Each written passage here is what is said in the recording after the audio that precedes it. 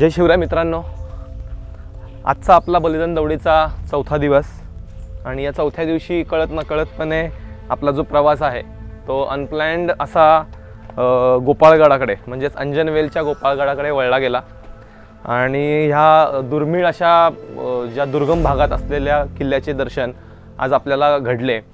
कदाचित संभाजी महाराजांची स्वतःचीच इच्छा असावी की ज्या किल्ल्यावर त्यांचं वास्तव्य होतं, ज्या किल्ल्यावर त्यांचा वावर घडलेला होता, त्या किल्ल्याला आपण भेट द्यावी आणि म्हणूनच आपण इकडे आलो आहोत।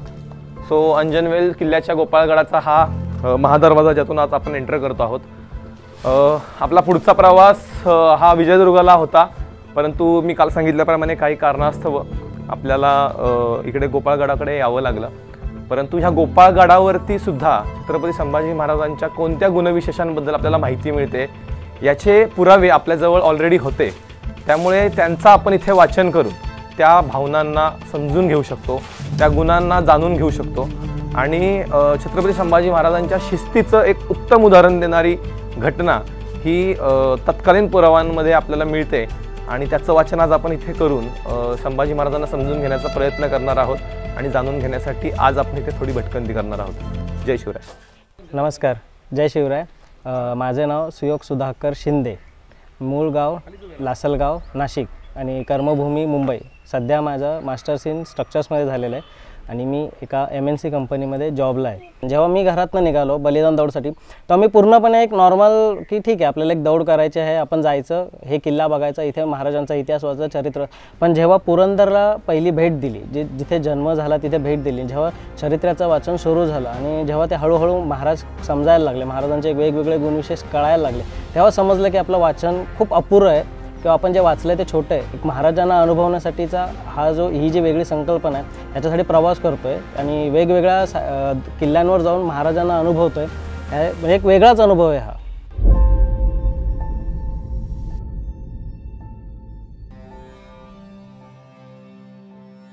छत्रपती श्री शिवाजी महाराज की जय। धर्मवीर छत्रपती संभाजी महाराज की जय।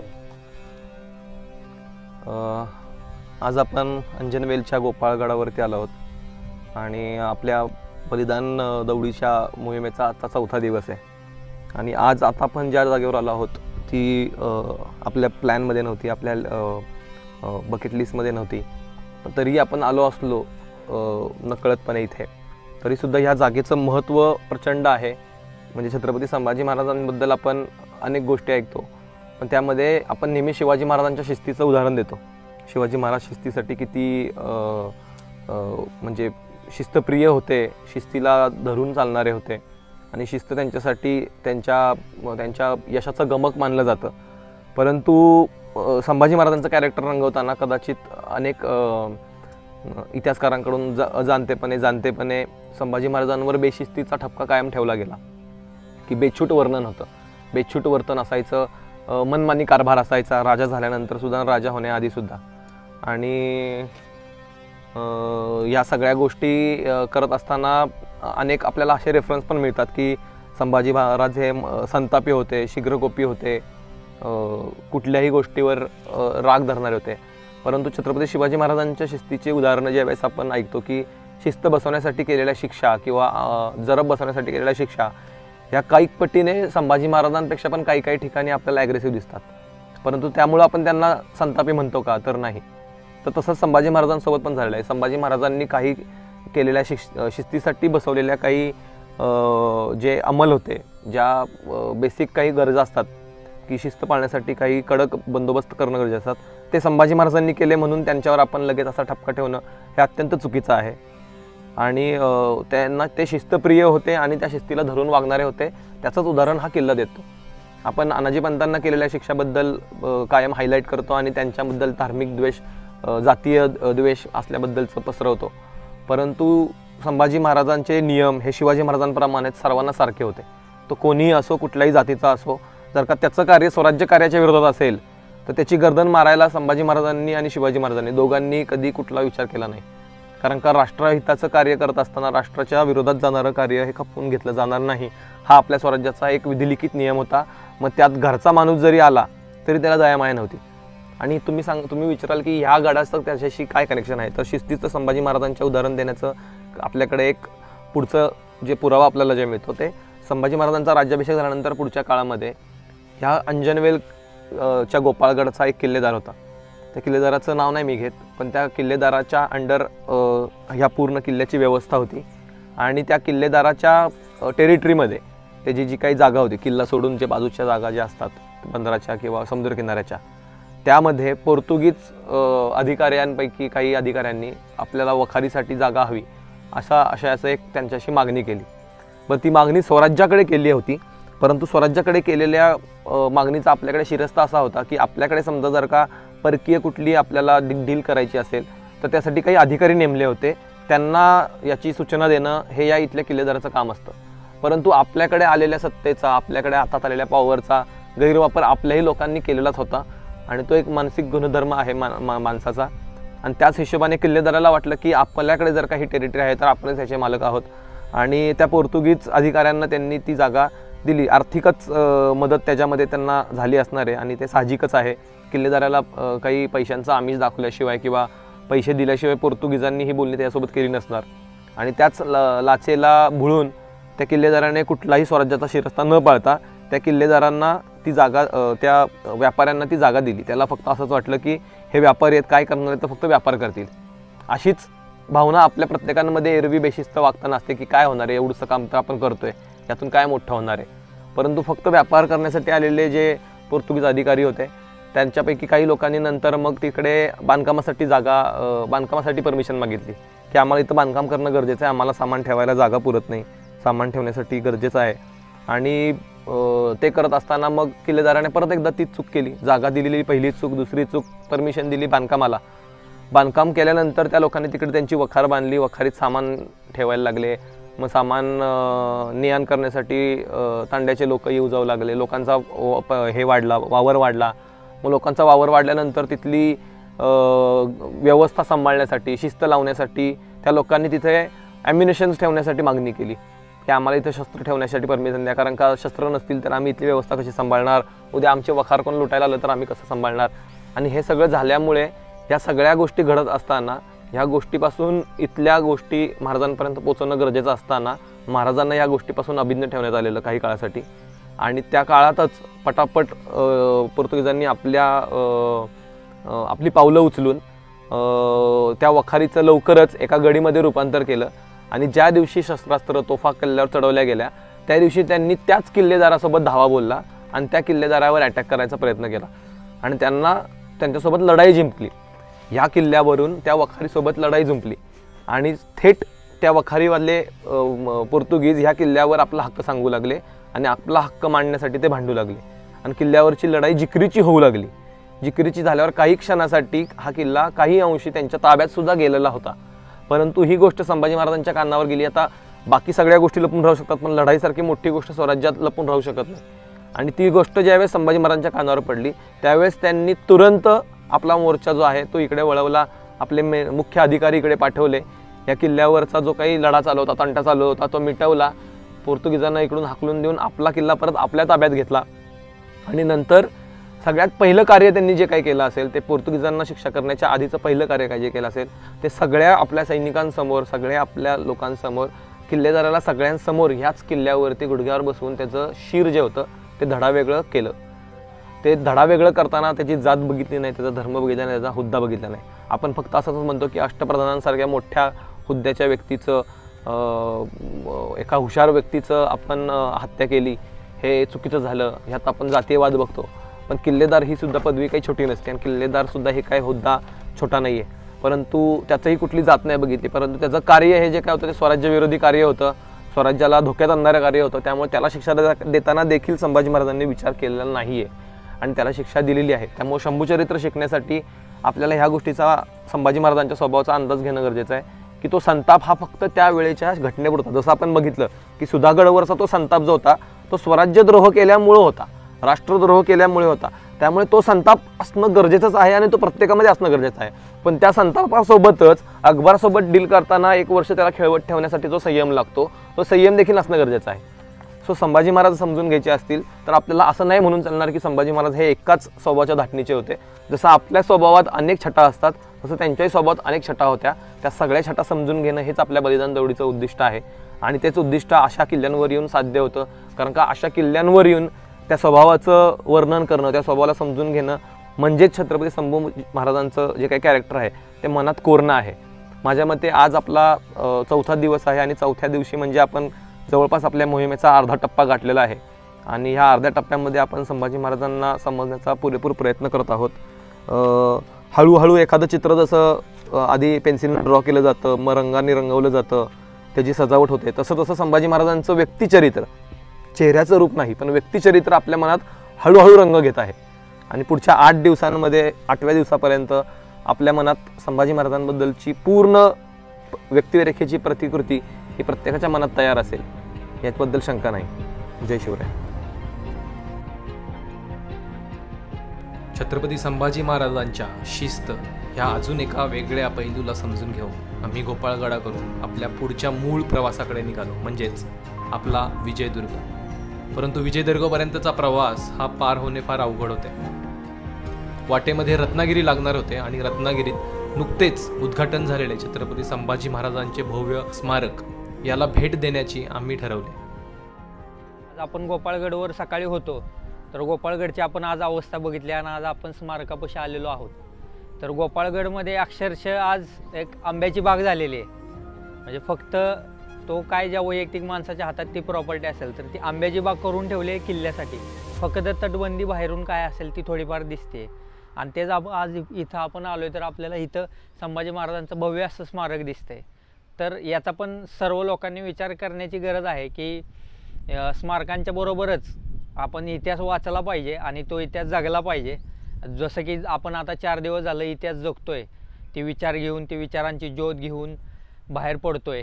तर लोकांनी सुद्धा स्वतःचं वाचन वाढवून ऐतिहासिक स्थानं असतील, किल्ले असतील किंवा बंदरं असतील याचासुद्धा अभ्यास केला पाहिजे. कारण फक्त स्मारकांनी ती विचारांची ज्योत ही पुढं जाणार नाही आहे. स्मारकांच्या बरोबरच आपल्याला ती ऐतिहासिक ठिकाणं जपण्याची सुद्धा खूप आवश्यकता आहे. त्या स्मारकाच्या सानिध्यातच मी सकाळी बनवून आणलेले जेवण आणि विश्रांती आटोपली. सूर्यास्त होण्याच्या काही क्षण आधीच आम्ही विजयदुर्गला येऊन पोहोचलो. आजच्या दिवसाचे वाचन विजयदुर्गचे पूर्ण करणे हे मनात होते आणि त्याच दिशेने आम्ही रवाना झालो. पुण्यश्लोक छत्रपती श्री शिवाजी महाराज की जय. धर्मवीर छत्रपती संभाजी महाराज की जय. आता आपण कालपर्यंत संभाजी महाराजांना समजून घेण्यासाठी वेगवेगळ्या किल्ल्यांवरती वेगवेगळ्या राजकारणाचा, वेगवेगळ्या पैलूंचा अभ्यास करत होतो आणि हे करताना आपण कुठेही क्रोनॉलॉजिकली किंवा क्रमवार संभाजी महाराजांना समजून घ्यायचा प्रयत्न न करता त्या किल्ल्याच्या विषयीच्या महत्त्वाच्या गोष्टींनुसार आपण त्यांना समजून घेण्याचा प्रयत्न केला. परंतु हे करत असताना संभाजी महाराजांचा जो वयवर्ष 10 ते वयवर्ष 20च्या मधला जो काही काळ होता तो आपल्याकडे राहून गेलेला आहे. सो विजयदुर्गवर आता आपण त्या विषयावर आणि त्या काळात त्यांच्यासोबत काय घडलं आणि आपण जे बघितलं की वयाच्या 2.5व्या वर्षापासून ते 10-11 वर्षापर्यंत त्यांच्यासोबत काय गोष्टी घडल्या आणि त्यांच्यावर काय परिणाम घडले.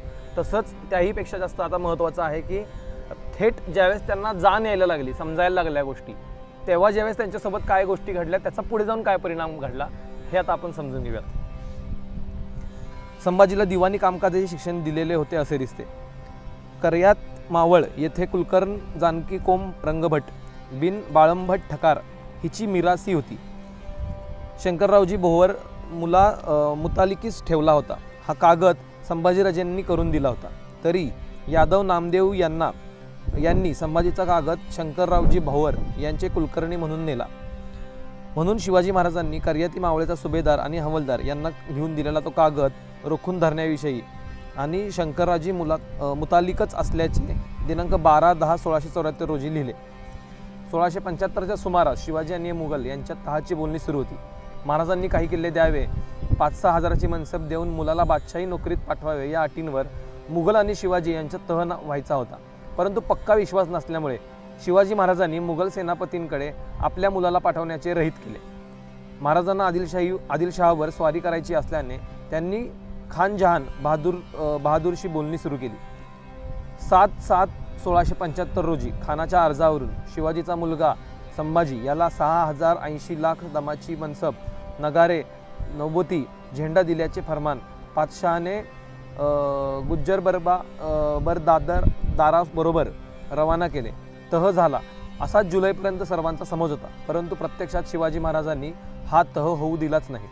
महाराजांच्या कारकिर्दीत संभाजीच्या पुढे काही तंट्याचे निकाल होत असत. 1675 मध्ये गोपाल सेठच्या या सेठेपणाबद्दल तंटा निर्माण झाला होता.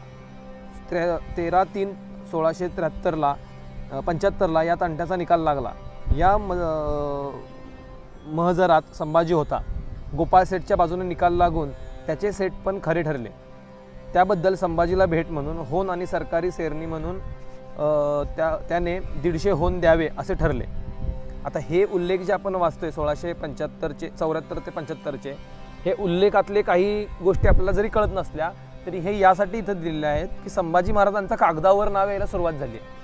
तर शिवाजी महाराजांच्या नंतर संभाजी महाराजांचं थेट युवराज म्हणून 74 नंतरच कागदावर नाव यायला सुरुवात होतीये हे आपल्याला दिसतंय. आणि 74-75चा काळ म्हणजे आपल्याला समजून येतं की राज्याभिषेकानंतरचा काळ आहे. राज्याभिषेकानंतरच्या काळात त्यांना युवराजपद मिळाले आणि त्यामुळे 74 नंतर थेट त्यांची नाव आहेत. त्याच्या आधी युवराज म्हणून ऑफिशियली ते युवराज अपॉइंट नव्हते. आता ते ऑफिशियली युवराज म्हणून अपॉइंट आहेत, त्यामुळे त्यांचं नाव सगळीकडे आपल्याला कागदांमध्ये दिसतंय आणि त्याचेच काही उल्लेख इथं आपल्याला दिलेत. संभाजी रायगडला असताना शिवाजीबरोबर दरबारातील कामकाजात लक्ष घालीत असे. 6/9/1675 रोजी सॅम्युअल ऑस्टिन हा रायगडला राजापूरच्या वखारीच्या लुटीच्या भरपाईची मागणी करण्यासाठी आला होता. या वकिलाने महाराजांची भेट घेतली. या शिष्टाईच्या वेळी संभाजी शिवाजी महाराजांच्या बाजूला बसला होता व इतर अधिकारी उभे होते. आता हा त्याने नोंद केलेल्या ऑस्टिनने जो नरेटिव्ह नोंद केलं त्याच्यामुळे आपल्याला हे कळलं. त्याच्यामुळे आपल्याला ही महत्त्वाची माहिती कळते की महत्त्वाच्या गाठीभेटीवेळी त्यावेळेस संभाजी महाराज हे शिवाजी महाराजांच्या सोबत राजदरबारामध्ये बसायचे. शिवाजी महाराजांच्या वतनाच्या स्वराज्यातील उद्योगातही संभाजी काम करत असे. केवळ 9 वर्षाचा असताना महाराजांच्या बरोबर संभाजी आग्र्याला गेला होताच. दप्तरी कामातही संभाजी भाग घेत असे. शिवाजी महाराजांच्या कारकिर्दीत संभाजीने 2 पत्रे पाठवली होती. या पत्रांवर मोरोपंतांची मुद्रा आहे. ही पत्रे अजरख्त खाने या मायन्याची नसून मुशरुल या मायन्याची असून त्याला राज्यकारभारात स्थान आहे. ही पत्रे अनुक्रमे जुन्नर आणि पुणे येथील सुभेदार आणि सर हवलदार या विभागीय अधिकाऱ्यांना लिहिलेली आहेत. राज्याभिषेकानंतर छत्रपतींनी देशमुख, देशकुलकर्णी, पाटील आणि गाव कुलकर्णी या मिराजदारांवर सिंहासनपट्टी आकारली होती. इमानदारांवर ती आकारली नव्हती. या धोरणाप्रमाणे चांबलीचे सरनाईक आणि विनायक भट इमानदार यांच्यावर हा कर आकारून तो वसूल करण्यात आला. 4/5/1675 रोजी संभाजीने पुण्याच्या राघोभास्कर हवलदार लिहिले की निळकंठराऊ, शंकराजी निळकंठराऊ व विसाजी निळकंठराऊ व त्रिंबक निळकंठराऊ यांसी मोजे चांबली येथे करेपठार परगणे मजकूर येथे इनाम कास टका 1 आहे. त्यावरी तुम्ही मिराजपट्टी 25 होऊन घालून पैका मागता म्हणून कलोन आले. या परगणे मजकुरावरी मिराजपट्टी घेतली नसता उगेच आपले भातेने पैका मागता हे कोण खेश. या उपरी त्यास 1 रुपयाची तजवीज न देणे. त्याचे इनामास पेशजी रुका घेतला लागली नाही. पेस्तरही तुम्ही ही मिराजपट्टी व हरेक बाबे तजवीज न देणे. आता हा उल्लेख घेताना सिंहासनपट्टीचा अर्थ म्हणजे काय की छत्रपती शिवाजी महाराजांनी आपल्या काही अधिकाऱ्यांना ॲडिशनल टॅक्स लावला होता सिंहासनपट्टी नावाने. आणि त्या सिंहासनपट्टीवरती थेट कुठल्या तरी एका ह्याच्यावरती माफी देण्यासाठी किंवा तो कर न घेण्यासाठीचं जे पत्र आहे ते आपल्याला 1675 मध्ये संभाजी महाराजांना दिसते. याचा अर्थ राज्यकारभारात थेट हस्तक्षेप संभाजी महाराजांचा होता हे प्रूफ होत आहे. म्हणजे आपल्याकडे असं जे म्हणलं जातं ना की संभाजी महाराजांना राज्यपद द्यायचं की नाही द्यायचं, राजा बनवायचा की नाही बनवायचा हे खूप उशिरा कळलं. म्हणजे शिवाजी महाराज मृत्यूसमयी असताना त्यांनी हे वर्तवलं. आपल्याला या ठिकाणी ह्या सगळ्या फिल्मी गोष्टी ऐकताना, ह्या फिल्मी गोष्टी बघताना आपल्याला त्या ऐकायला बऱ्या वाटतात. पण आपल्याला हे लक्षात घ्यायचं आहे की छत्रपती शिवाजी महाराज हे धोरणी माणूस आहे. यांनी उद्या घडणाऱ्या गोष्टी ह्या आज ठरवलेल्या नाही आहेत, तर त्यांनी भविष्याचं वेध धरून गोष्टी ठरवल्या आहेत. म्हणजे मृत्यूशय्येवर असताना ते ठरवतील का की युवराज कोण होणार किंवा पुढचा राजा कोण होणार. त्यांना आधीच बऱ्याच सगळ्या गोष्टींची कल्पना होती. म्हणूनच राज्याभिषेकाला त्यांनी सरळ सरळ युवराज म्हणून घोषित केलेलं आहे. त्यावेळेस राजाराम राजे नव्हते का, तर होते. पण तरीही त्यांनी संभाजीराजांना युवराजपद देऊन हे सिद्ध करून दाखवलेलं की पुढचा राजा हाच आहे. कारण का युवराजपद म्हणजे काही असं मुलगा झाला म्हणून देण्याची गोष्ट नाही आहे. युवराज म्हणजे ऑफिशियली डिक्लेरेशन असतं की राजानंतरचा हाच राजा होणार आहे. राजाराम राजांना युवराजपद मिळालेलं आहे का हक्काचं. बोलण्यातलं युवराजपण वेगळं आणि जे तुम्हाला राजकीय अधिकार मिळतात त्यातलं अधिकार पण वेगळं आणि संभाजीराजांचा अधिकार पण सिद्ध करण्यासाठी हे जे आपल्याला उल्लेख आहेत 1675ला म्हणजे महाराज हयात असताना महाराजांच्या जाण्याच्या 5 वर्ष आधी जर का राज्यकारभारात टॅक्स रिलेटेड म्हणजे सिंहासनपट्टीसारख्या एवढ्या महत्त्वाच्या करावरती संभाजीराजे डिसिजन घेत आहेत आणि कळवत आहेत, याचा अर्थ आपल्याला कळून यायला पाहिजे की संभाजी महाराजांचा थेट हस्तक्षेप आहे.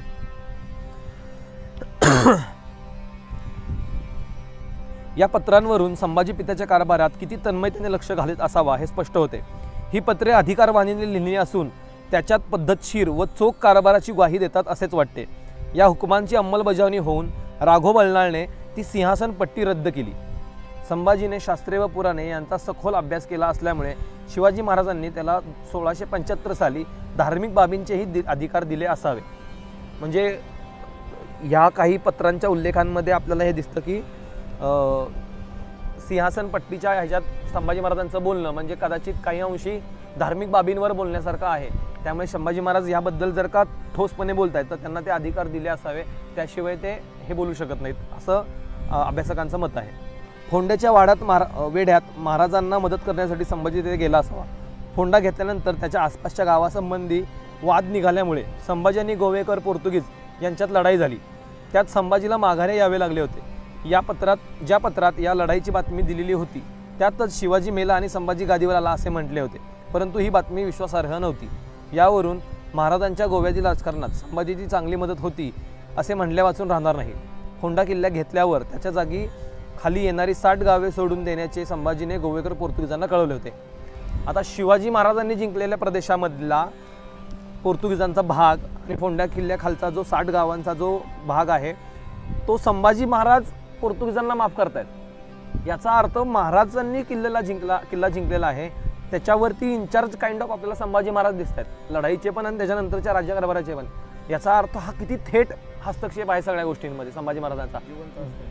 शिवाजी महाराज जिवंत असताना हा आपल्याला आजपर्यंत कधी कुठे कोणी सांगितलंय का? तर नाही सांगितलं. आणि निर्णय स्वातंत्र्य होतं. निर्णय स्वातंत्र्य म्हणजे त्यांना निर्णय घेताना दाखवलंच नाही, म्हणजे त्यांना लिटरली शिवाजी महाराज मृत्यूशय्येवर येईपर्यंत राज्यकारभार सोडून इतर भटकताना दाखवलंय घोड्यावरून. कुठल्याच दाखवलं नाही, कारण का ह्या गोष्टींचा एवढ्या बारकाव्याने अभ्यास केला नाही. कारण का यात कसं आहे, यात ड्रामॅटिक काहीच नाहीये, ग्लॅमरस काहीच नाहीये, पण हे उल्लेख किती महत्त्वाचे आहेत हे कोणालाच कळणार नाही जर का हे डिटेलमध्ये नाही वाचले तर. डोक्यात एक इंटेन्शन ठेवून वाचल्याशिवाय हे कळणारच नाही. अदरवाईज काय वाटतं की हे छोटेसे पत्रव्यवहार आहेत पोर्तुगीजांसंबंधी, पण बिहाइंड द लाईन बघायला जे शिकतात ना की ह्या वाक्याच्या मागे काय अर्थ आहे, ह्या मागचा वेळ काय आहे, काळ काय आहे आणि हा माणूस असा वागतोय ह्याच्यावरून आपण ह्याचं कॅरेक्टर कसं बघायचं. आता हा एक इन्सिडेंट वाचल्यावर आपल्याला इमॅजिन होतंय बघा ना की महाराजांनी एक किल्ला जिंकलाय, तो किल्ला जिंकल्यानंतर तिथं संभाजी महाराज आलेले आहेत आणि तिकडे पुढच्या वाटाघाटी करायला शिवाजी महाराजांना वेळ नसल्यामुळे संभाजी महाराज डील करतायत आणि संभाजी महाराज परस्पर निर्णय घेत आहेत शिवाजी महाराज हयात असताना गावं माफ करण्याचे. एवढा मोठा निर्णय, म्हणजे असा निर्णय घेतल्यानंतर शिवाजी महाराजांनी प्रतापराव गुजरांना काय शिक्षा केलेली आपल्याला अजूनपर्यंत माहिती आहे. आणि अशा कडक शिस्तीच्या शिवाजी महाराजांच्या कारकिर्दीमध्ये संभाजी महाराज हा निर्णय घेत आहेत, याचा अर्थ त्यांच्याकडे ती पॉवर आहे आणि त्यांचा तेवढा राज्यकारभारात लक्ष आहे. बरं, त्यांच्या पत्राला तेवढा समोरून अधिकाऱ्यांकडून पण रिस्पॉन्स आहे. म्हणजे शिवाजी महाराज असताना संभाजी महाराजांनी घेतलेल्या निर्णयांना आपल्याला कुठं रोखलेलं टोकलेलं दिसत नाही. आपण मगाशी पण बघितलं की बल्लाळांनी तो निर्णय माफ करायला सांगितला, तो बल्लाळांनी मान्य केलाय. सो असे निर्णय संभाजी महाराजांनी घेतल्यामुळं आपल्याला त्यांच्याकडे बघण्याचा दृष्टिकोनच बदलतो की त्या शिवाजी महाराज ऍक्टिव्ह असताना पण काय करत होते. महाराजांनी इंग्रजांची राजापूर येथे वखार उठल्यानंतर त्याच्या भरपाईबद्दल शिवाजी आणि इंग्रज यांच्यामध्ये बरेच दिवस वाटाघाटी चालू होत्या. 1673च्या सुरुवातीस इंग्रजांनी राजापूरची वखार बंद करून तेथील लोकांना सुरतकरांनी परत बोलवले. हे कळताच शिवाजीने इंग्रजांच्या तक्रारी मिटवण्याकरता आणि राजापूर सोडू नये म्हणून संभाजीला इंग्रजांकडे पाठवले होते आणि त्यामुळे सर्व काही न्यायाने व नियमितपणे देण्याचे आश्वासन दिले होते. आता हा आहे 73चा काळ, शिवाजी महाराज जाणे आधीच्या 3 वर्ष आधीचा काळ. इंग्रजांसोबतचे मराठ्यांचे आणि महाराजांचे संबंध 1677 3 वर्ष आधीचा काळ. ह्या काळामध्ये त्यांच्यासोबत आपल्याला कळतंय की इंग्रजांचे आणि महाराजांचे संबंध किती महत्त्वाचे होते, कारण का राज्याभिषेकानंतरच आपला तह झालेला होता. त्या तहानुसार बऱ्याचशा गोष्टी डिपेंड होत्या आणि त्या तहामध्ये गोष्टी फॉलो केल्या जात नव्हत्या, नाही होत आहेत. आपण मागाशी पण बघितलं की काल आपण ज्यावेळेस पद्मदुर्गवर काही गोष्टी वाचल्या की मराठ्यांनी काही गोष्टींमध्ये तहमध्ये सेटलमेंटमध्ये काही कॉम्प्रोमाइजेस केलेले होते. तर इथं आपल्याला कळतंय की त्याबद्दल कन्फर्मेशन देण्यासाठी किंवा एक कॉन्फिडन्स देण्यासाठी इंग्रजांकडे शिवाजी महाराजांनी संभाजी महाराजांना पाठवले. इंग्रजांकडे म्हणजे आपण असं समजूया की तो वर्ल्ड पॉलिटिक्सचा भाग झाला, इंटरनल इंडियन पॉलिटिक्सचा पण भाग नाही आहे. त्यांच्याकडे संभाजी महाराजांना पाठवणं ह्याच्यामध्ये संभाजी महाराजांची व्हॅल्यू आपल्याला शिवाजी महाराजांच्या नजरेत कळते. हे सगळं करणारा माणूस मृत्यूच्या शय्येवर असताना युवराजपद राजाराम राजांकडे द्या असं कुठल्याही अँगलने म्हणेल का? तर हे शक्य नाही आहे कदापि. आणि हे प्रूव्ह करण्यासाठी ह्या गोष्टींचा रेफरन्स घेणं खूप गरजेचं आहे. हा रेफरन्स सर्रासपणे आपण घेत नाही, त्यामुळे संभाजी महाराजांचं कॅरेक्टर बघताना आपल्याला ते दिसतच नाही. म्हणजे संभाजी महाराजांच्या ॲक्टिव्हिटीज आपल्याला हालचाल ह्या डायरेक्ट राज्याभिषेक झाल्यानंतर दिसतात. त्यांचा शिवाजी महाराजांचा राज्याभिषेक ते त्यांचा राज्याभिषेक ह्या मधल्या काळातल्या ह्या ॲक्टिव्हिटी ह्या अत्यंत महत्त्वाच्या आहेत. संभाजीचा काही ना काही कारणाने इंग्रजांशी संबंध आलेला होता. त्यांच्याशी वाटाघाटी करण्याची संधी त्याला मिळाली होती. सुरतकर इंग्रजांचे त्याच्याविषयीचे चांगले मत झालेले होते. शिवाजी आणि संभाजी याच्या वखारीची लूट करणार नाहीत असे त्यांना वाटत होते. सुरतकर दिनांक 10/1/1677 पत्रात मुंबईकरांना लिहितात, शिवाजीच्या फरमानाची मात्र तितकी खात्री वाटत नाही हे आमच्या ध्यानात आहे, परंतु त्याची भरभराट होऊन त्याचे राज्य वाढत आहे, त्यामुळे त्याच्या राज्यात तो आपली लूट करेल अशी शंका घेवत नाही. त्याच्या मरणानंतरही काळजी घेण्याचे कारण दिसत नाही, कारण त्याच्या मुलाला अधिकार प्राप्त झालेला असून तो बराच समंजस दिसतो. हे आपल्याला सुरतकरांच्या पत्रामध्ये लिहिलेलं आहे. 10/1/1677 या पत्रामध्ये इंग्रज हे बोलत आहेत. आणि आपल्याकडे हा डाऊट शिवाजी महाराज गेल्यानंतर आपले लोक संभाजी महाराजांवर घेत आहेत. संभाजी महाराज कर्तृत्ववान नव्हते, संभाजी महाराजांवर विश्वास नव्हता. हा तोच काळ आहे जो रंगवून सांगतो ना की मुघलांकडे गेल्यानंतर संभाजी महाराजांना नजरकैदेत ठेवलेलं किंवा कुठल्या अधिकारात घेतलं नव्हतं किंवा कुठल्याही गोष्टींमध्ये त्यांना इन्व्हॉल्व केलं नव्हतं. ते प्रूव्ह करण्यासाठी आपल्याला ह्या गोष्टी खूप पुरेशा आहेत. या गोष्टी वाचल्यानंतर आपल्याला कळेल की संभाजी महाराजांना त्याच्यानंतरही अनेक वेळेला शिवाजी महाराजांनी ह्या गोष्टींमध्ये इन्व्हॉल्व केलेलं आहे आणि त्यांना कंट्रोलमध्ये सगळ्या गोष्टी दिलेल्या आहेत. ह्याच्यावरून आपण संभाजी महाराजांवर डाऊट घेणारे कोण? जर का इंग्रजच म्हणतायत की शिवाजी महाराजांच्या नंतरही आपल्याला काळजी करण्याचं कारण नाही, एवढा कॉन्फिडन्स जर का ते दाखवत आहेत, तर ह्याच्यावरनं आपण समजून घ्यायला पाहिजे. बरं, ह्यात पण मेघ बघा कुठे आहे की सुरतकरांना कन्व्हिन्स केलं जातं आहे की तुम्ही तुमची वखार बंद करू नका, ठेवा. कॉन्फिडन्स दिला जातं की तुमच्या वखारीला हात नाही लागणार. आणि तो कॉन्फिडन्स देण्यासाठी कोण येतं? संभाजी महाराज. 1671 साली संभाजीला कारभार सांगितल्यापासून ते 1671 ते 1677 जानेवारीमध्ये तो इंग्रजांकडे कामासाठी जाईपर्यंत संभाजीच्या युद्धाच्या आघाडीवरील हालचाली व राज्यकारभारावरील कामकाजात त्याने कोठेही गैरवर्तणूक किंवा गैरकारभार केलेला दिसत नाही. त्याच्यावर सोपवलेली कामगिरी तो व्यवस्थितपणे पार पाडताना दिसतो. इतके सगळे सुरळीत चालू असूनही युवराज संभाजीच्या आयुष्यात असे काय घडले असेल की ज्याच्यामुळे या कर्तृत्ववान राजपुत्राच्या मनात अचानकपणे शत्रूला जाऊन मिळावे असे विचार आले असतील. 1674 साली शिवाजी महाराजांचा राज्याभिषेक झाल्यानंतर घरातील वातावरणात काही दुसफूस, काही असूया, काही स्वार्थ, त्यांच्या युवराजपदाबद्दल हेवा तर उत्पन्न झाला नसेल ना. आता इथे आपल्याला लक्षात घ्यावं लागेल की हा जो काही काळ आहे जो शिवाजी महाराजांनी सांगितलेल्या सगळ्या जबाबदाऱ्या पार पाडल्यात, आपली कारकीर्द गाजवली आहे. आणि ती कारकीर्द गाजवल्यानंतर आपल्याला असं लक्षात येईल की संभाजी महाराज कुठल्या ना कुठल्या गोष्टीच्या ह्याच्यात चपाट्यात सापडतच नाही आहेत असं ज्यावेळेस जाणवलं असेल किंवा राज्यकारभारात ते वीक नाही पडत आहेत, वॉरमध्ये वीक नाही पडत आहेत, तर मग त्यांना कुठंतरी वीक करणं गरजेचं आहे. आणि त्याच्यामुळे गृहकलह वाढवून त्यांच्याबद्दल असूया पसरवण्याचा प्रयत्न झाला नसेल ना असं अभ्यासकांचं मत आहे. आता पुढे ते गृहकलहाबद्दल आपल्याला सांगतात. 1670 सालापर्यंत सर्व भोसले घराण्यात संभाजी हा एकुलता एक मुलगा होता. त्यामुळे इतर सावत्र मातांना मुलगा होईपर्यंत तरी संभाजी सर्वांचाच लाडका असणे अगदी स्वाभाविक आहे. तोपर्यंत शिवाजी आणि संभाजी या पितापुत्रांचे संबंध बिघडण्याचे काहीही कारण नव्हते आणि ते कुठल्याही प्रकारे बिघडले होते असे दिसत नाही. आता ही पण खूप महत्त्वाची गोष्ट आहे ना. जर का संभाजी महाराजांचं कॅरेक्टरच खराब असतं तर अचानक का संबंध खराब होतील? जर का 77 पर्यंतचा काळ जो आहे राज्याभिषेकानंतरच्या काळानंतरचा सगळा काळामध्ये त्यांचे संबंध चांगले आहेत, तर अचानक असं काय घडलं की ज्याच्यामुळे या सगळ्या गोष्टी पुढच्या घडल्या? 24 फेब्रुवारी 1670 दिवशी सोयराबाईला मुलगा झाला. शिवाजी महाराजांना दुसरा पुत्र झाला. राज्याभिषेकाच्या वेळी संभाजी 17 वर्षाचा होता, तेव्हा राजाराम केवळ 4 वर्षाचा होता. 1674 पर्यंत म्हणजेच राज्याभिषेकाचा सोहळा पार पडेपर्यंत महाराजांच्या मातोश्री जिजाबाई साहेब जिवंत होत्या. शिवाजी महाराजांच्या अनेक बायकांवर म्हणजेच त्यांच्या सुनांवर त्यांचा वचक असणे आणि घरातील सर्वच कारभारावर त्यांचे छत्र असणे साहजिक होते. तोपर्यंत कोणाच्या मनात काही आले असले तरी त्याला वाचा फुटणे किंवा कोणत्याही प्रकारचा गृहकलह निर्माण होणे शक्यच नव्हते आणि तसा काही कलह होत असल्याचे दिसतही नाही. परंतु राज्याभिषेकानंतर थोड्याच दिवसात जिजाबाईसारखी कर्तृत्ववान आणि राजापासून तो सुनांवर सर्वांवर आपल्या अस्तित्वाने व्यक्तिमत्वाने अधिकाराने वचक ठरणारी राजमाता 17 जून 1674 रोजी निधन पावली. हे वडीलधारे छत्र नाहीसे झाल्यावर शिवाजी महाराजांच्या बायकांवरील धाक, त्यांना एकत्र बांधून ठेवणारा दुवा तुटणे हे स्वाभाविक होते.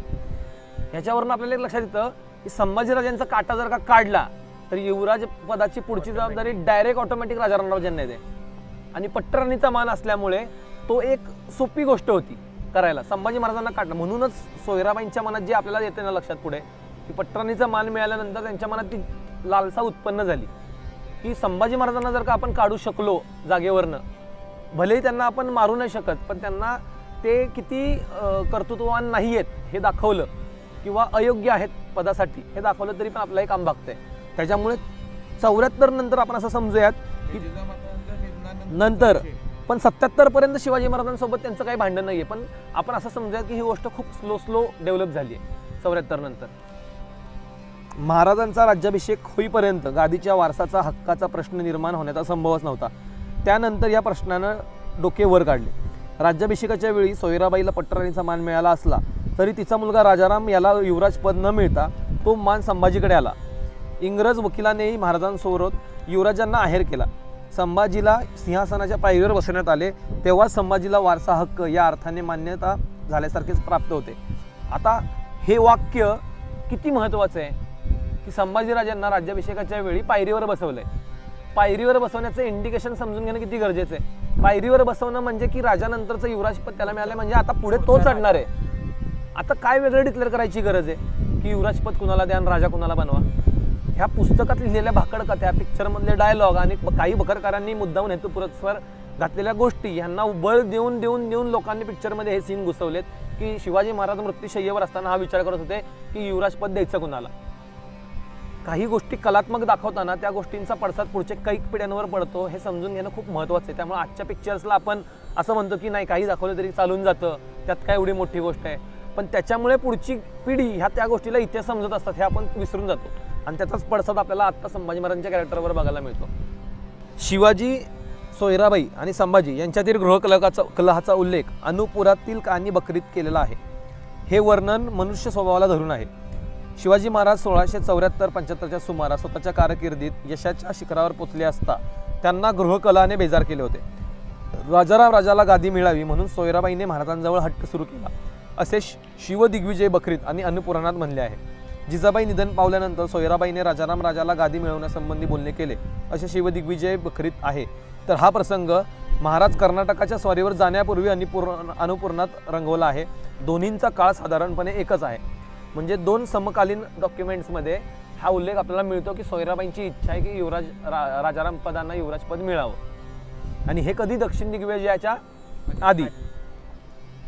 शिवदिग्विजय बखरकार लिहितात ते छत्र विच्छिन्न झाल्यामुळे म्हणजे जिजाबाई वारल्यामुळे उदास वृत्तीने बहुत जनांनी रंजने केली.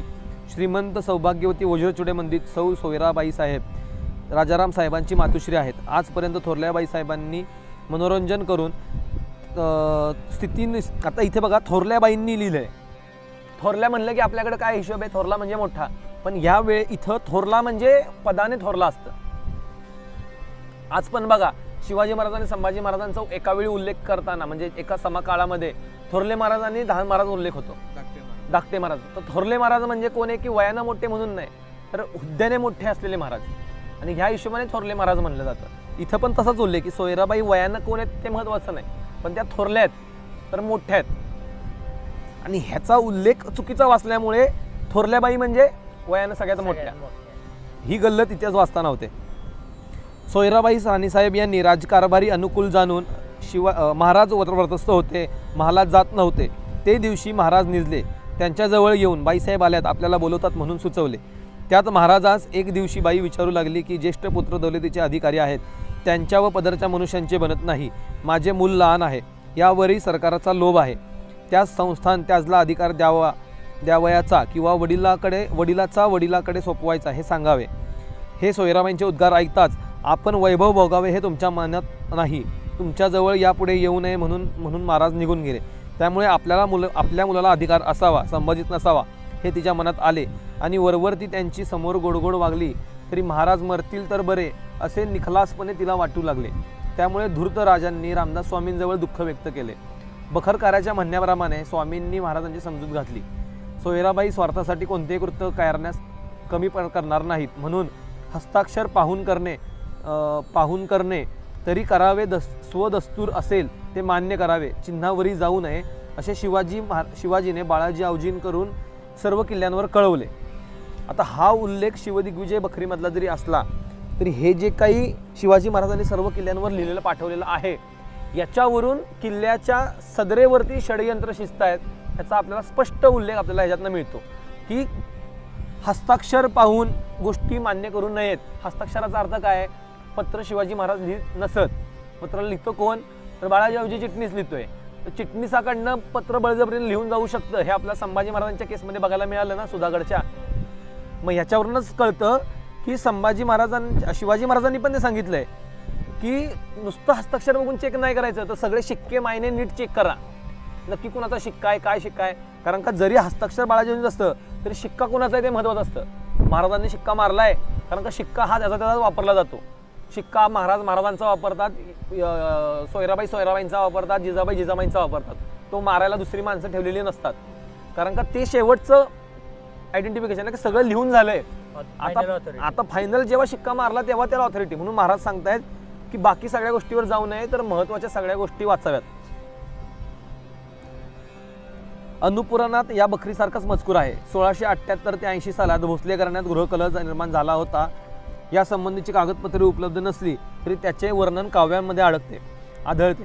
परमानंद काव्यम या नावाचे प्रकाशित काव्य शिवभारतकार कवी परमानंद याचेही असे आहे असे रियासतकार सरदेसाई समजतात. परंतु ते काव्य परमानंद कवी यांचा मुलगा देवदत्त व नातू गोविंद यांनी लिहिले आहे. काव्यात म्हटले की त्यात स्तुतिपाठ, अलंकार, अतिशयोक्ती अशी बरीच वर्णने असतात आणि 100 नंबरी सत्य येणे कठीणच असते. परंतु काव्याच्या समकालीन व्यक्तींनी ऐकलेल्याच नव्हे तर पाहिलेल्या घडामोडींचे वर्णन असल्यामुळे त्यात सत्याचा थोडाफार अंशही असतो. म्हणजे ह्यात अभ्यासक पण बखरी पत्र कशी वाचायची हे समजावत आहेत की सगळंच खरं मानायचं नाही आहे, सगळंच खोटंही मानायचं नाही आहे. ते पत्र कुठल्या काळात लिहिलं आहे, ती बखर कुठल्या काळातली आहे, तो भलेही संभाजी महाराजांच्या शत्रू असल्यामुळे जरी काही कपट लिहित असला तरी तो समकालीन आहे, त्यामुळे थोड्याफार गोष्टी ग्राह्य धरणं गरजेचं आहे. या काव्यात शिवाजी आणि संभाजी यांची राजकीय क्षेत्रातील कामगिरी वर्णवलेली आहे. या कविता संभाजीविषयीचा जिव्हाळा आणि हर्षामर्षांच्या खोचा, शाक्तपंथाची श्रेष्ठता, संभाजीने तो पंथ स्वीकारल्यामुळे त्याला इतरांना अशक्य वाटले असली महाराष्ट्र राज्याची व्याप्ती आणि त्यासाठी आवश्यक असलेले शिवाजीचे अकाली मरण या गोष्टींचा पद्धतशीर माहिती दिलेली आहे. या काव्याची 3 पाने शहाजी, 4 पाने शिवाजी आणि बाकीची संभाजीच्या वर्णनाने व्यापली आहेत. हे काव्य शहाजादा अकबर याचे इराणला प्रयाण होईपर्यंतचे आहे. संभाजीच्या आयुष्यातील शेवटच्या 2 वर्षातील वर्णन या काव्यात नाही. सोयराबाई आणि संभाजी यांच्यातील सापत्न भाव, शाक्तपंथाचा गुरु छंदोगामात्य मंत्री कवी कलश असून त्यानेच संभाजीला पूर्वजन्माचा वृत्तांत सांगून त्याला शाक्तपंथी कलशाभिषेक करायला प्रवृत्त केले इत्यादी वर्णने आहेत. संभाजी सर्व गुणसंपन्न, निर्दोष, सरळ, उदार, शिवाजीच्या राज्यावर येण्यास लायक असा राजा आहे असे या काव्यात वर्णन आहे. सोयराबाई कलीची दूत, राक्षसी वृत्तीची व स्वार्थी दाखवलेली आहे. लेखक समकालीन असल्यामुळे इतरत्र न आलेले काही खरे ऐतिहासिक प्रसंग यात आहेत. काव्यात 100 नंबरी सत्य येणे कठीणच असते. अतिशयोक्ती आणि कल्पना असलेले भाग वगळून इतर पुराव्यांच्या अभावी जे संभवनीय व ऐतिहासिक दृष्टीने शक्य कोटीतील वाटतील तेवढाच भाग येथे घेतलेला आहे. हे काव्य उपलब्ध होईपर्यंत संभाजी त्याचे सहकारी यांची बाजू समजण्यात काही मार्गच नव्हता. या काव्यावरून सोयराबाईच्या विरुद्ध पक्षाची संभवनीय बाजू कळू शकते. त्यामुळेच हे काव्य विचारात घेणे प्राप्त आहे.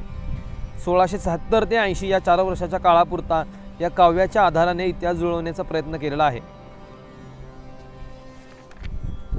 आता जे आपण मगाशी वाचलं त्या काव्याबद्दल इथं बोललं जाते. महाराजांच्या निधनानंतर सोयराबाईंची स्थिती कैकेयीसारखी होऊन ती राजारामाचा हक्क गादीवर प्रस्थापित करण्यासाठी सर्व तऱ्हेचे प्रयत्न करीत होती. इतिहासापुरती कैकेयीची उपमा सोडून फक्त मान्य करण्यासाठी घटना येथे विचारात घेतली आहे. संभाजी आणि राजाराम यांना एकत्र ठेवू नये. राजाराम दुर्बल असल्यामुळे तिला वाटणारी त्याची काळजी व संभाजी तिची पर्वा करीत नसल्याचे सोयराबाईने शिवाजीला सांगितले. हे सोयराबाईचे म्हणणे शिवाजी महाराजांना पटले नाही, म्हणून ते म्हणतात, माझी धर्मपत्नी पूर्वजन्मीची सखी शंभूला जन्म देऊन दाहीशी झाली. तिचा ज्येष्ठ मुलगा शिकलेला आहे. मी आणि इतर लोकांनी त्याचा अपमान करू नये अशी माझी इच्छा आहे. संभाजी प्रतापी आणि स्वतःच्या बुद्धीने चालणारा असल्याने ते मंत्र्यांना सहन होत नाही. महाराजांना सईबाईचे बनणे गैर वाटले तरीही ते तिला म्हणतात, जर तुला या दोघांचे एकत्र राहणे रोचत नसेल तर आपण संभाजीला दुसरीकडे पाठवू. यावर शिवाजी महाराजांनी मिळवलेले राज्य राजारामाला द्यावे व संभाजीसाठी दुसरे निर्माण करावे असे सोयराबाईने सुचवले.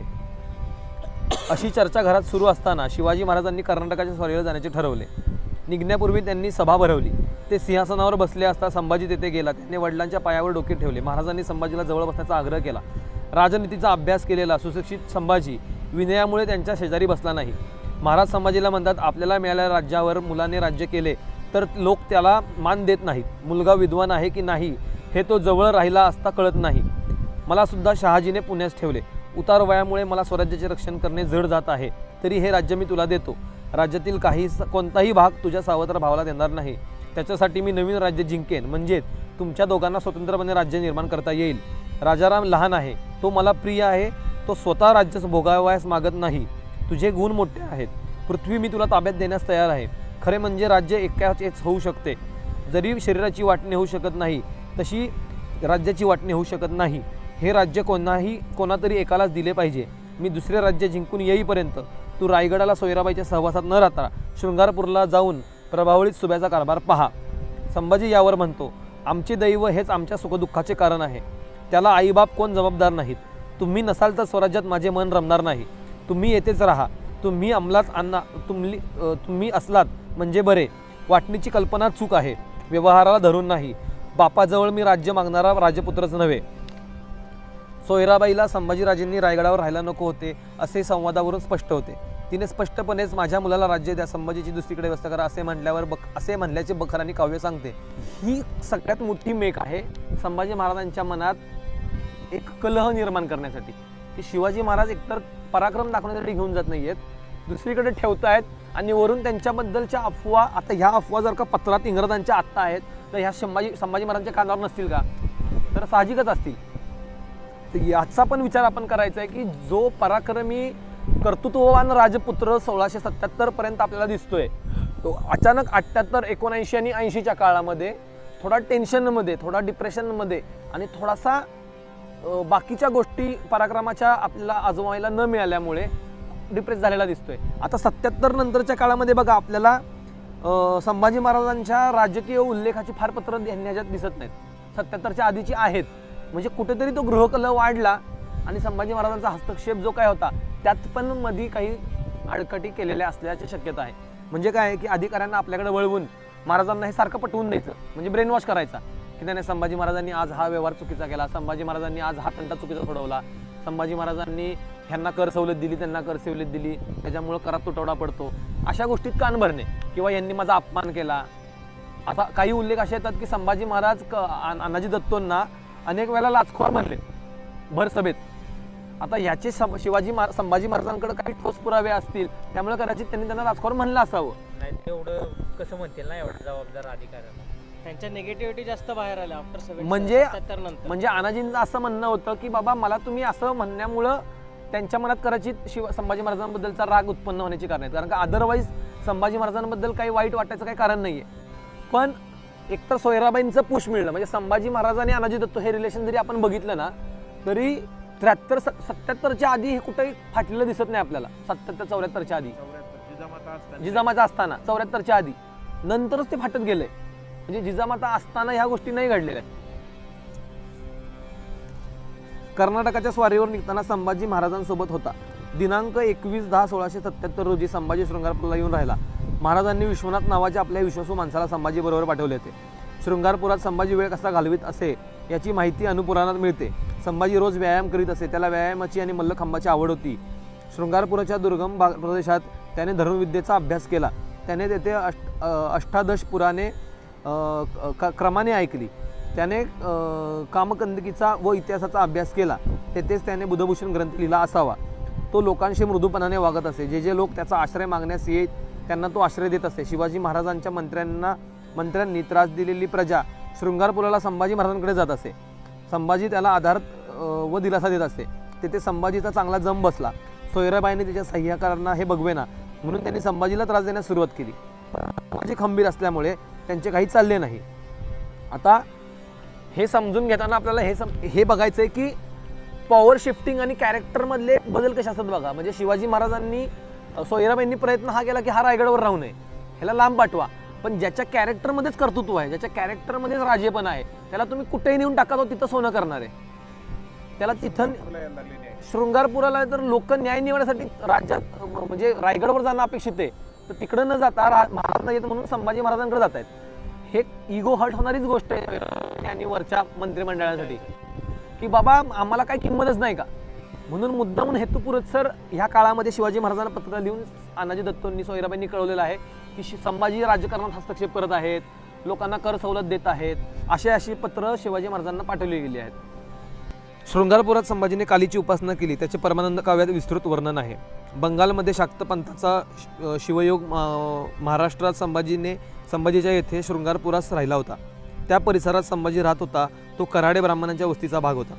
त्याच वेळी त्यांच्यात शाक्त मार्गात प्रवीण असे लोक निर्माण झालेले दिसतात. राज्यावर आल्यानंतरची संभाजीची अनेक पत्रे उपलब्ध आहेत. या पत्रात या उपासनेबद्दल किंवा त्या शिवयोगाबद्दल काही उल्लेख आढळत नाहीत. संभाजीने कालीची उपासना चालू केल्यामुळे शके 1600 पौष शुद्ध 11 म्हणजेच दिनांक 23/3/1678 रोजी कलशाभिषेक करून घेतला. यासंबंधी अधिक माहिती धार्मिक धोरणात दिली आहे. आता ह्यात एक लक्षात घेतलं पाहिजे की शाक्तपंथीय संभाजी महाराज होते म्हणून त्यांना नावं ठेवणाऱ्या माणसांनी हे हेतुपुरस्सररित्या लपवून ठेवलं की शिवाजी महाराज सुद्धा शाक्तपंथाला मान देणारे होते आणि शाक्तपंथांना मानणारे होते म्हणूनच तर त्यांनी पुढचा दुसरा राज्याभिषेक करून घेतला. निश्चलपुरी हे शाक्तपंथाचेच पुजारी होते आणि त्यांच्या हिशोबानेच त्यांनी तो दुसरा राज्याभिषेक केला. याची तर ढळढळीत उदाहरणं आहेत. शाक्तपंथाच्या राज्याभिषेकाचं अखंड एक पोथी आहे की तो राज्याभिषेक कुठल्या विधीने कसा झाला. तो का म्हणून केला? कारण का निश्चलपुरींनी सांगितलं येऊन की बाबा पहिल्या राज्याभिषेकानंतर अनेक चुकीच्या गोष्टी घडल्यात, अपशकुन घडलेत, जिजाबाई वारल्या आहेत, शिवाजी महाराज बसताना राज्याभिषेकाला बसताना त्यांच्या कमरेची जी कट्यार होती ती मॅनवर येत होती, म्हणजे ती बसताना महाराजांना दगाफटका झाला असता. किंवा अजून कुठंतरी एक कलशाचं का कुठलं तरी एक जे हे असतं फूल असतं लाकडी, ते फूल महाराजांच्या डोक्यावर पडलं अभिषेक चालू असताना, म्हणजे डेकोरेशन मधलं आपण म्हणूयात. अशा सगळ्या गोष्टी सरसेनापती नव्हते. सो या सगळ्या गोष्टी आपण ज्यावेळेस बघतो त्यावेळेस आपल्याला कळतं की तो जो काही काळ आहे त्या काळाच्या नुसार जर का ह्या गोष्टी कुठल्या राजाला जर का कोणी येऊन सांगितल्या तर साहजिकच तो ह्यावर विचार करेल की बाबा हो खरंच काही गोष्टी स्वतःची आईच गेल्यामुळे माणूस या गोष्टीचा विचार. बरं त्याच्यात त्यांना काही त्याचा राज्याभिषेक पूजामध्ये दोन महिने पकडा ना, जून नंतर जुलै ऑगस्ट 2 महिने गेले, सप्टेंबरमध्ये तो झाला. माइंडली माणूस आहे ना, त्याला आर्थिक स्थिती असू दे काय असू दे ह्याच्यात माणूस कधीच खचत नाही. पण जेव्हा फॅमिली मॅटर येतो ना तेव्हा माणूस जास्त घसतो. महाराजांनी विचार करा, ह्याच्यात उल्लेख करा, आता किती उल्लेख केले, ह्याच्या उल्लेखाप्रमाणे महाराज युद्धाला कुठंच नाही घाबरले, पण ह्यांच्या पेच्यामध्ये महाराज सापडलेले आहेत. कुणाच्या? सोयराबाईंच्या ह्याच्यात अनेक पुस्तकात त्याचा उल्लेख आहे की महाराजांच्या शत्रूंना जे जमलं नाही ते महाराजांच्या घरच्यांनी करून दाखवलं. महाराजांना खचवणं. आप्पा तर बोलतात ना की मेंटल स्ट्रेस माणसांना त्या झेपलाच नाही, कारण का तो शत्रूच्या लढायांचा प्लॅनिंगचा स्ट्रेस नव्हता, तर आपल्याच लोकांपैकी एक निवडायचा, म्हणजे राजाराम की संभाजी हे निवडायचा स्ट्रेस आहे. सोयराबाई की बाकीच्या राण्या पुतळाबाई त्यात त्यांना गुंतवून ठेवलं म्हणजे विकच केलं ना रे. बरं त्यातल्या त्यात बळ कुठं मिळालं? संभाजी महाराज वैतागून निघून जातील ह्याची पूर्ण तरतूद पुढे केलेली आहे शृंगारपूरला असताना. त्यात आपण शृंगारपूरचं वाचूया, तुम्हाला कळलं.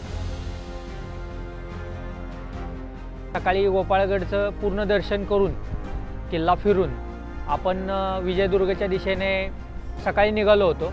पण अंतर कव्हर व्हायची शक्यता कमी होती, पण एक मनात इच्छाशक्ती होती आणि ठरवलं होतं विजयदुर्ग बघायचा.